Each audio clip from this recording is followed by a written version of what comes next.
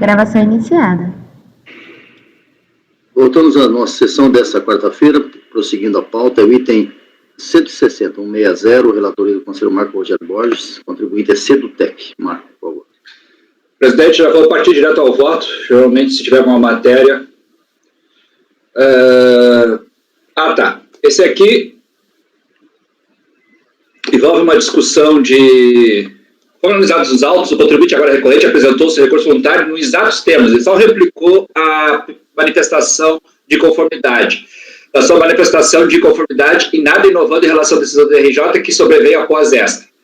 Na apreciação das questões, o acordo recorrente se mostrou sólido e suas conclusões, eu tenho começado a adotar essa postura, até porque, se eu entendo que a decisão do RJ abarcou todas as... A gente já tem vários colegas ali colegiados, se eu entendo que a decisão do DRJ está satisfatória e o contribuinte não inova em nada, o sentido dele é praticamente só procrastinador, eu tenho adotado esse requisito legal, tem permissão legal no regulamento do RICARF, né, de me valer das mesmas conclusões da decisão ACO.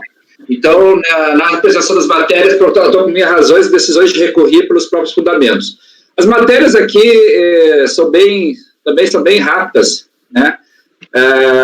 Então, eu utilizo essa previsão legal de que não apresentar novas razões, que é o parágrafo 1º do artigo 57 do RICARF, né? A exigência só para dar conhecimento mais para o IAGRO, né? A gente já adotou alguns outros votos anteriores. A exigência do parágrafo 1º pode ser atendida com a transcrição da decisão da primeira instância se o relator registrar que as partes não apresentaram novas razões de defesa perante a segunda instância e propuser a confirmação e adoção da decisão recorrida. Então, eu estou aplicando isso, tá? Tem previsão legal. Então, eu adoto aqui a decisão do RJ. As matérias são praticamente, a discussão aqui é prática reiterada, e o contribuinte aqui, vamos ver aqui só para relembrar então a decisão. O contribuinte, na condição, de acordo com os elementos de instrução que integram os autos, é interessado na condição de empregador, foi autuado pela Auditoria Fiscal de Trabalho em procedimentos fiscais distintos no ano de 2012 por infração ao disposto no artigo 41 do caput da CLT, por falta de registro em fichas de empregados. Do quadro fático delineado é que surge, por corolário, a omissão do segurado empregado em folha de pagamento em GFIP também. Então, na realidade, tem várias multas e sanções aplicadas nessas normas assim. Então, isso aí tem previsão de exclusão do simples, quem não cumpre essas questões de omissões em folha de GFIP, omissões em folha de pagamento e não anotações em carteira de trabalho. Então, a decisão da DRJ mantém a exclusão com base nessas exclusões, nessas situações, infrações cometidas pelo contribuinte, e basicamente é essa a questão.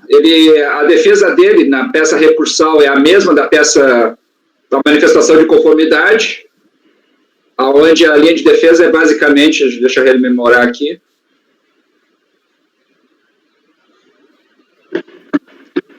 desculpe, são tantos votos que a gente não se lembra.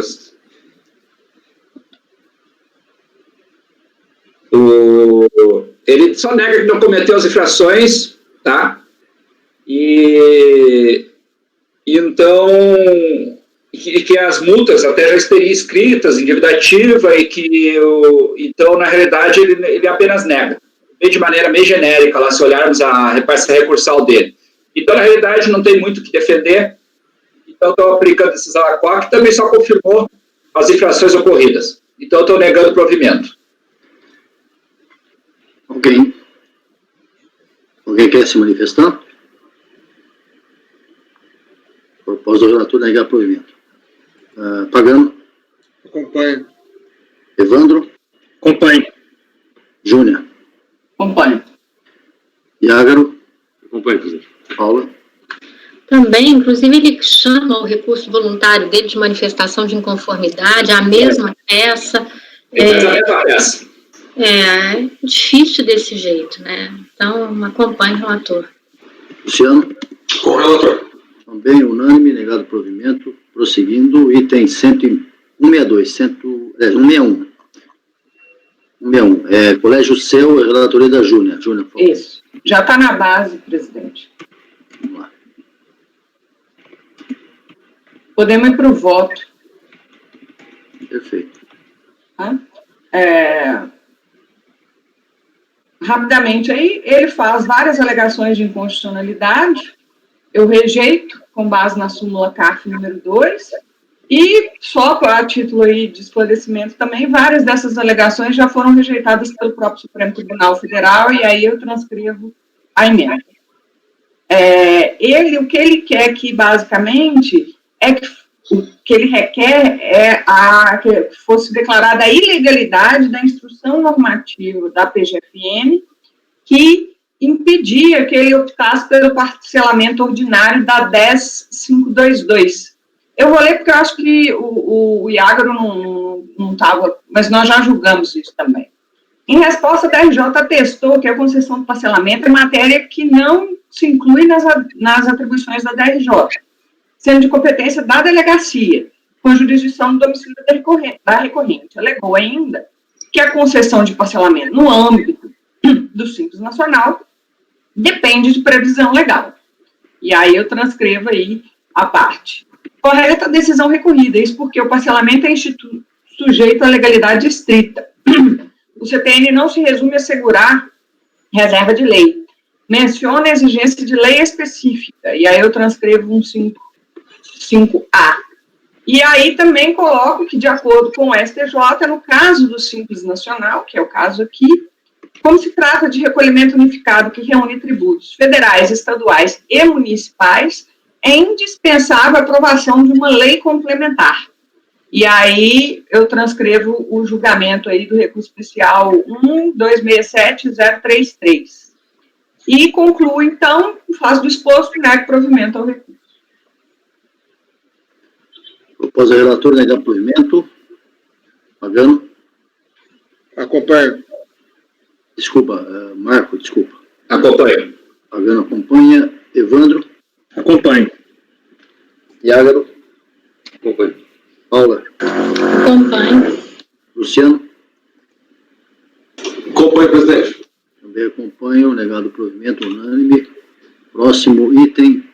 Ainda é seu, Júnior. Comercial Maestro, item 162. Isso. Deixa eu até pegar a minha lista aqui, só para eu conferir, para não ver se eu estou falando bobagem, mas, se não me engano, presidente, a situação, são empresas distintas, mas a situação que nós estamos discutindo no 162, deixa eu ver aqui, 163, o Evanderlei eu acho que é diferente, mas 162 e 163, deixa eu confirmar aqui. Bom, são empresas diferentes, né? Não sei o que. São, mas é a mesma situação que a questão da receita bruta. Tá bom. Tá? Você está analisando um, você está analisando o outro, é isso que você está dizendo? Isso. Tá bom. Vamos lá. É isso mesmo. Receita bruta e comercial livre também.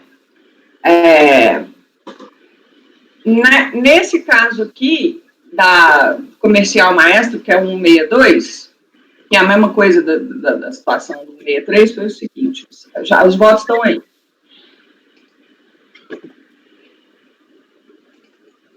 É a questão ele tem uma preliminar da questão da irretroatividade, e aí eu coloco e transcrevo a decisão do Superior Tribunal de Justiça, que fala que o ato de exclusão tem natureza declaratória, né? Ele fala em ofensa ao princípio da ampla defesa e contraditório por causa da ausência da decisão definitiva do lançamento de omissão de receitas.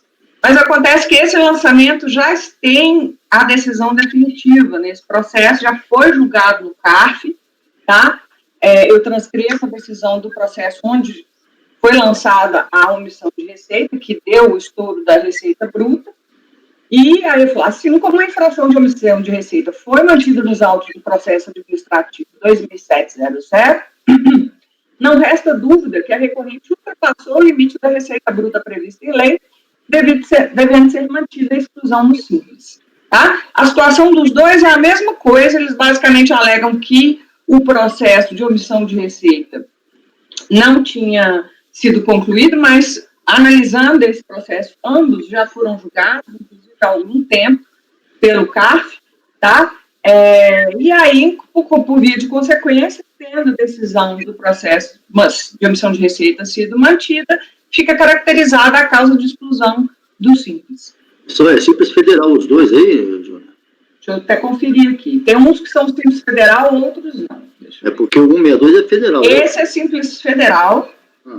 Deixa eu ver o outro. E o outro? 63 também. Também? E eu acho que o 63 também, mas deixa eu confirmar. Também. Todos os dois Simples Federal. Então você está negando o provimento e mantendo a exclusão, é isso? Isso. Alguém quer se manifestar? Votando, Marco. Acompanhe, presidente. Pagano. Acompanho. Evandro. Acompanho a relatora. Iágaro. Acompanho a relatora. Paula. Com a relatora. Luciano. Acompanho, presidente. Também unânime. Próximo item, 164 é seu também. Uhum. Evanderlei. Vanderlei, deixa eu entrar aqui. Ixi, peraí. Vamos lá. Tá aí também já. Esse aqui, presidente, é a mesma discussão daquele primeiro, tá? Que nós julgamos agora na parte da manhã, que é exclusão. Vamos para o voto aqui. Tem algumas alegações de inconstitucionalidade. Eu também transcrevo a súmula CARF número 2 e decisão do STF. E, de novo, a discussão sobre a legalidade do parcelamento da 10522. Aí, eu só deixo claro que esse parcelamento, no caso específico do Simples, ele só veio previsto na Lei Complementar 139 de 2011, né? E aí eu transcrevo a decisão, que ela aponta isso muito bem, a decisão da DRJ, eu transcrevi, tá? E aí eu repito que entendo que está correta a decisão, porque tem que ter lei específica, e que, no caso, deveria ser lei complementar. Então, em face do exposto, eu nego provimento. Alguém tem dúvida sobre essa posição da Júlia? Já discutimos isso, né? Marco.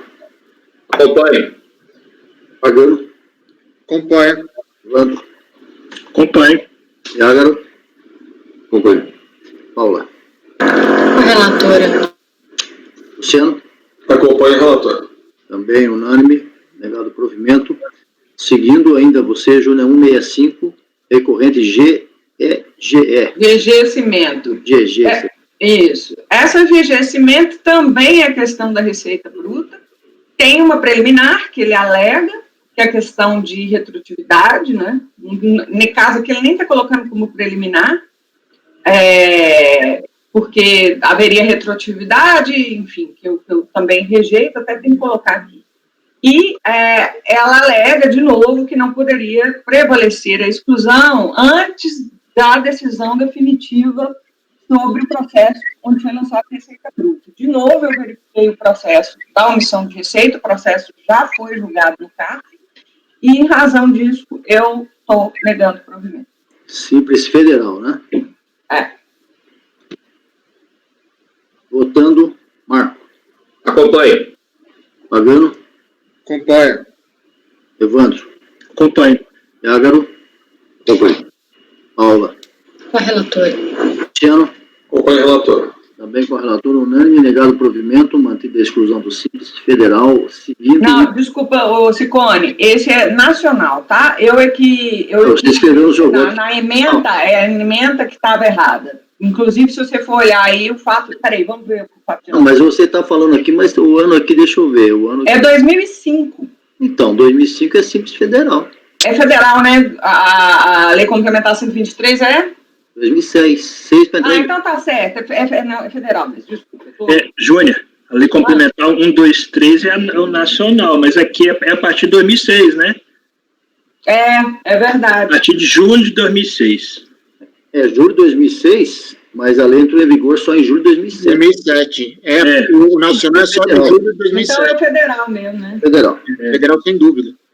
Aí eu coloquei, bom, na hora de conferir a ata, aí você dá uma checada nisso, mas eu escrevi federal, porque para mim é federal. Eu confiro, qualquer coisa eu te falo. Mas Ok. Marco item 166, G.A, Eclésias, São José do Rio Preto, limitado. É contigo. Marco? Desculpe, estava com o áudio trancado. Então, na realidade, aqui tem uma peculiaridade, tá? Se vocês dá uma olhada, quem tiver disponibilidade, dá uma olhada lá na decisão da DRJ, que a decisão da DRJ, de uma maneira que eu não entendi muito qual o fundamento, não conheceu do recurso da manifestação de conformidade. Então, vou ler rapidamente o meu voto aqui. Conforme o relatório que precede o presente voto, o recurso voluntário intempestivo em relação à decisão ACOA. Contudo, esta não tomou o seu conhecimento por intempestividade na manifestação de conformidade. Cabe, assim, a análise dessa prejudicial, a qual não se resigna o contribuinte na sua peça recursal. Ele não rebate isso, ele praticamente traz a cópia da manifestação de conformidade, sendo que a mesma praticamente repete o que já está alegado na sua manifestação de conformidade. Trata o presente processo de discussão da exclusão do Simples Nacional em virtude do contribuinte possuir débitos com exigibilidade não suspensa. O contribuinte tomou ciência da exclusão em 15 de 11 de 2012 via edital. Deveria ter quitado os débitos em questão no prazo de 30 dias, ou seja, vencendo 17 de 12 de 2012. Contudo, se regularizou o débito em 6 de fevereiro de 2013, prazo esse superior ao concedido. Assim, a decisão ACOA entendeu que tais prazos, em essência, bastariam para não conhecer da manifestação. Aqui eu acho que não era caso da decisão do DRJ não ter conhecido. Tá? Compulsando os autos, verifica o contribuinte. Aí eu faço uma análise dos autos. Foi lavrado o auto de declaratório, apresentou o pedido de reclusão no Simples Nacional, e 15 de abril foi lavrado o despacho decisório, e assim vai. Assim, vislumbra que não houve nenhuma intempestividade entre a ciência do despacho decisório que denegou seu pleito de reclusão e a manifestação de conformidade. A decisão ACOA entendeu que tal situação acima de pagamento a destempo configuraria intempestividade processual, pelo que entendeu emitir o seguinte decision: acorda os membros da segunda turma, por unanimidade de votos, não conhecer da manifestação de conformidade. Assim, considerando o contexto acima, entendo que a manifestação de conformidade não está intempestiva. A decisão ACOA aduz uma série de fundamentos para essa posição, a quais em nenhuma delas identifiquei justificativa para tal posicionamento. A manifestação de conformidade foi apresentada em contraposição ao despacho decisório tal em que interfere o seu pedido de reclusão por fundamentos, pelo fundamento da contribuinte não ter regularizado sua pendência no prazo de 30 dias da ciência da DE, e informa que o pagamento foi a destempo. Este ato foi certificado em 22 de 3 de 2013 e apresentou a manifestação de conformidade de 15 de abril de 2013. Não vislumbro nenhuma intempestividade. A questão aqui envolve uma prejudicial suscitada nos autos por esse relator, já que o contribuinte em nada se posiciona a respeito, apenas replicando na sua peça recursal o mesmo conteúdo da sua manifestação de conformidade. Portanto, como não houve o conhecimento da decisão pela DRJ, entendo que não cabe nenhuma análise de mérito no momento. Mesmo que ocorram elementos materiais após a decisão ACOA sobre o risco de prejuízo processual ao contribuinte. Assim, entendo que a DRJ deveria ter, sim, conhecido a manifestação de conformidade apresentada, pois atende os requisitos da legislação aplicável, e, assim, entender-se avançado na sua análise, dependendo de eventuais questões judiciais. No caso, sem maiores delongas, entendo que a decisão da DRJ deve ser reformada parcial e que ocorra uma nova decisão, desta vez conhecendo a manifestação de conformidade e análise das questões suscitadas pelo contribuinte, superando a prejudicial aqui exposta no voto. Assim, após ciência desse novo acordo, transcorrido o prazo para a apresentação do recurso voluntário, retorne os autos a esse colegiado para inclusão em nova pauta de julgamentos.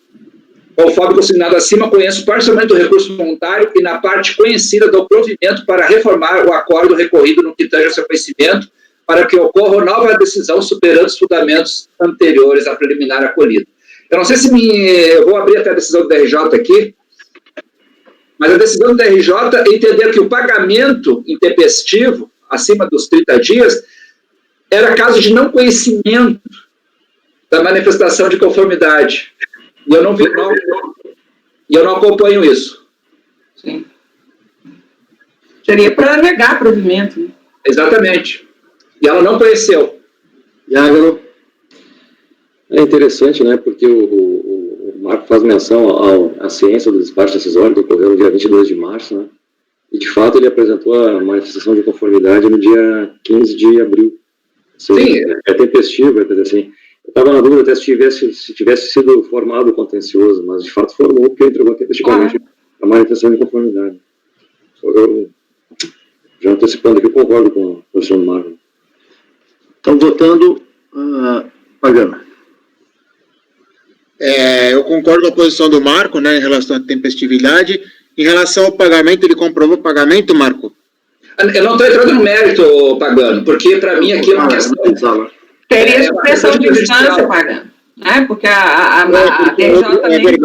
É verdade. Então, eu acompanho o relator, presidente. Perfeito. Evandro? Você está sem microfone.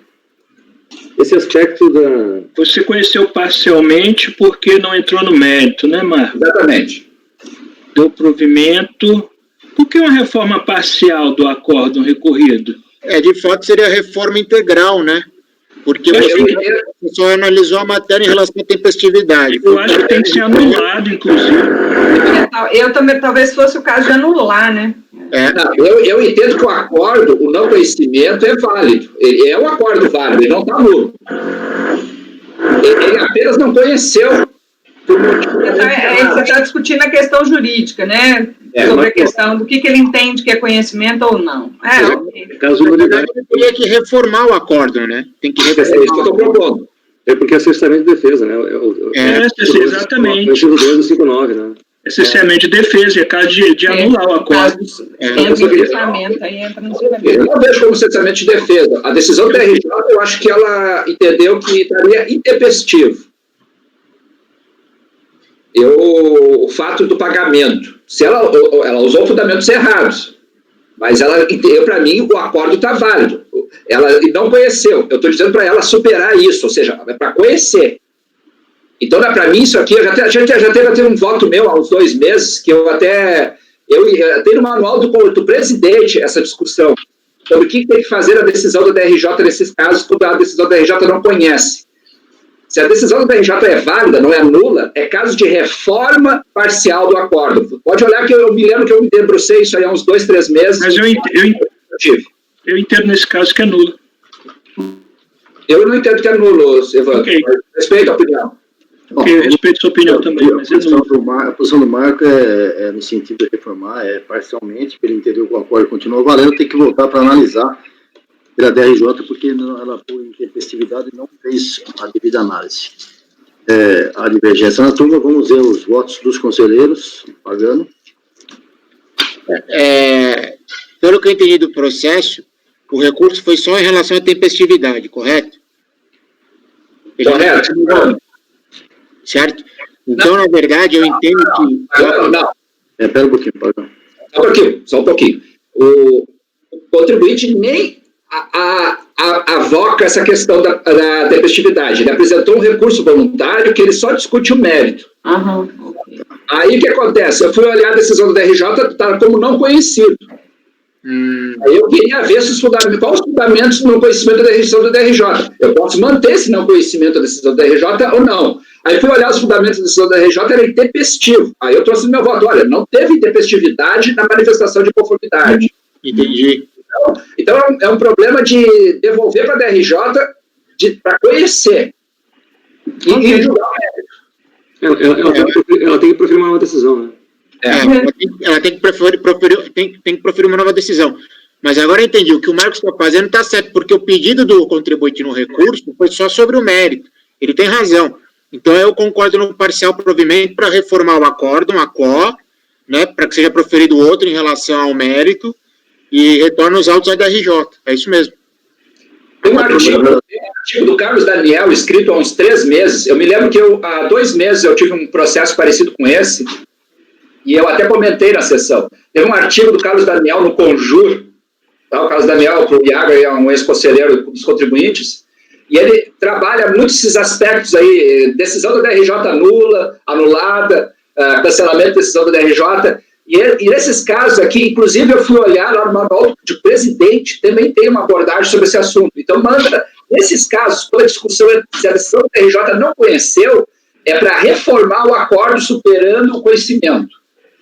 Exatamente, é reformar o acordo. Ele não tem característica de nulidade processual nem de nulidade do ato. O que você está falando é exatamente. Então, assim, ele teve uma decisão perfeita, foi uma decisão errada. Então, a gente tem que reformar a decisão, a CO, Exatamente o que você falou. E como o recurso do contribuinte foi só sobre o mérito, a gente não pode ver o mérito, você vai dar parcial provimento porque você está conhecido ex ofício em relação ao erro constante no acordo sobre a admissibilidade. É isso aí. Exatamente. Seguindo, você acompanha o relator, Evandro. Ok, frente às discussões e às explicações, eu vou acompanhar o relator também. Júnior. No relator. Iágaro. Acompanho o relator. Paula.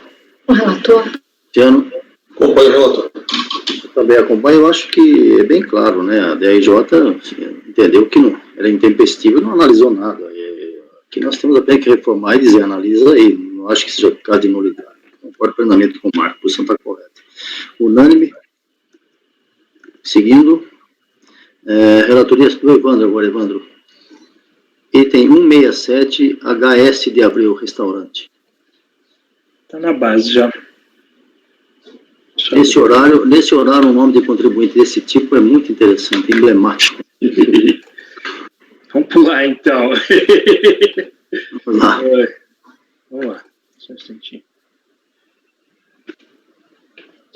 67 HS de Abril, só um instantinho que estou abrindo aqui. Isso aqui, deixa eu ver isso aqui. É exclusão do Simples Nacional em virtude de débitos com a Fazenda Nacional. Né? A manifestação foi julgada improcedente, né? Porque ela entendeu que o contribuinte não promoveu a regularização em tempo hábil. Né?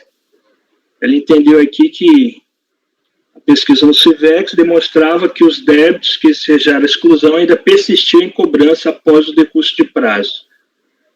Voto, recurso tempestivo, do mérito, né? Esse recurso voluntário é recorrente alega que os débitos não previdenciários na Secretaria da Receita Federal do Brasil e na Procuradoria, constante do ato declaratório, foram quitados dentro do prazo estabelecido, né? A partir das alegações e documentos apresentados, a requerente solicita a revisão de sua exclusão, né? Aqui, né, eu estou propondo a diligência, né, que eu fiquei com dúvida se ele de fato tinha quitados aqui. Eu achei que a diligência, a decisão da RJ, ela não foi a fundo nessa análise dos débitos que estavam quitados ou não. Ela simplesmente tirou a consulta do CIVEX, e o CIVEX constava ainda lá, esse débito na Fazenda Nacional. Só que ele traz uns documentos aqui, né, alegando que quitou isso. Né. Aí, na dúvida aqui se esses débitos estavam quitados ou não, eu estou propondo para a unidade verificar isso. Em síntese, eu estou propondo a conversão em diligência aqui. Marco. Presidente, acompanho. Adriano. Eu acompanho também, presidente. Júnior. Acompanho. Iágaro. Acompanho. Paula. Com o relator. Luciano. Com o relator. Também, com o relator, prudentemente, tem que ser visto, não tem dúvida. Tem que baixar a diligência, está correto? E prosseguindo, Evandro, 168, a sua ainda indústria de suco tropical. Restaurante com suco está bem apropriado, né? Vamos lá. Depois do almoço vem o suco, né? Café. Também é o mesmo assunto, exclusão do simples, né? Motivado pela existência de débito. A manifestação foi julgada improcedente, porque ela não possuía débitos com sensibilidade suspensa, né? A recorrente alega que regularizou tempestivamente as pendências impeditivas. Ela apresenta a cópia do pagamento, né? Eu falo aqui da legislação do Simples, mediante que fala da comprovação e regulação do débito de até 30 dias.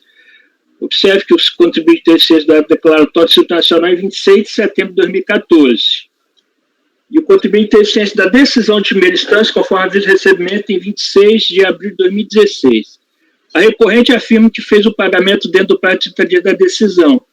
Portanto, a regularização das pendências não se deu de forma tempestiva, ou seja, no prazo de até 30 dias contado da ciência da comunicação de exclusão.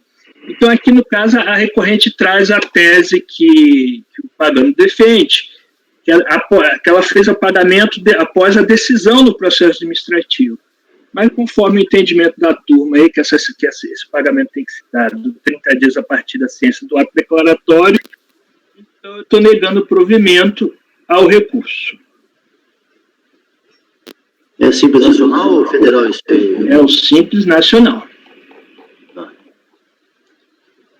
Então, ela regularizou as pendências, só que somente após a decisão de primeira instância. Perfeito. Alguma dúvida? Pagano, divergindo. Não, Marco, desculpa, Marco. Eu acompanho. Aliás, essa regra aí que eu achei que só existisse no Simples Nacional e também tem no Federal, que é para caso de exclusão. Eu não achei que não tivesse. Por isso que eu errei naquele outro voto de manhã, agora no início da manhã. Mas acompanho o relator.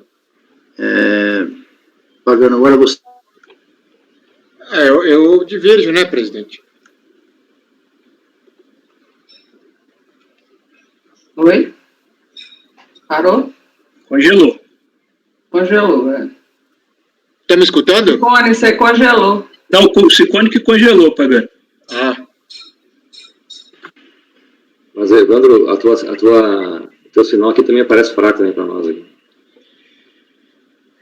Tá fraco mesmo aqui, conexão Eu estou ruim. escutando esse barulho no meu, quando eu falo, porque tá infernal aqui, eu tô quase ficando louca. Não, né? Tem um consultório dentário embaixo do teu De vez em quando, Paulo, mas não tá atrapalhando tanto aqui pra gente, não.